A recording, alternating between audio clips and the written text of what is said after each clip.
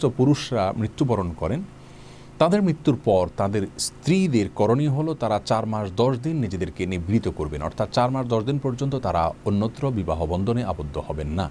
আর যদি তাদের গর্ভে কোনো সন্তান থাকে তাহলে সন্তান ভূমিষ্ঠ হওয়া পর্যন্ত তারা এই অপেক্ষাটা করতে হবে।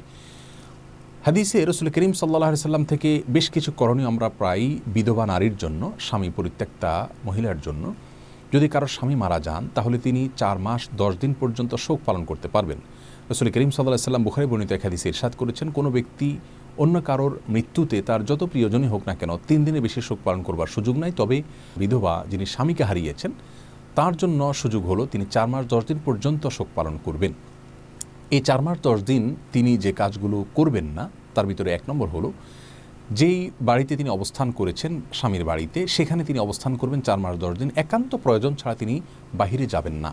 কথার কথা তার চিকিৎসার প্রয়োজন অথবা একান্ত কোনো প্রয়োজন দেখা দিয়েছে যার কারণে তিনি বাহিরে যেতে পারবেন, কিন্তু সাধারণ কোনো কাজে অথবা একান্ত প্রয়োজন ছাড়া তিনি বাহিরে যাবেন না, বরং সে বাসায় তিনি অবস্থান করবেন। বাসায় অবস্থান করার মানে এই নয় যে একটি কক্ষে তাকে বসে থাকতে হবে, বরং তার বাড়ির ভেতরে তিনি অবস্থান করবেন।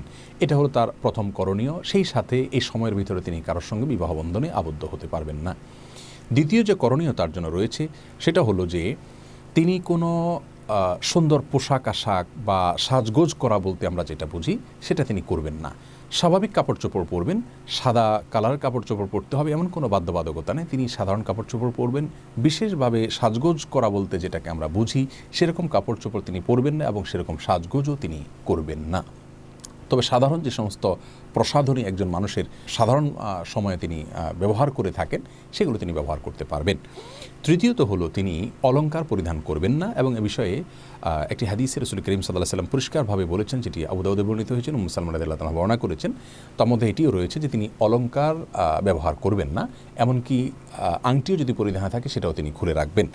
সেই সাথে তার আরেকটি বিষয় তার লক্ষ্য করতে হবে, তা হলো তিনি কোনো প্রকার সুগন্ধি ব্যবহার করবেন না, সুরমা ব্যবহার করবেন না, বা যেটাকে সাজগোজ করা বলতে আমরা বুঝি এরকম কোনো কিছু করবেন না। তাহলে মৌলিকভাবে 4 মাস 10 দিনের ভিতরে তিনি অন্যত্র বিবাহ বন্ধনে আবদ্ধ হবেন না।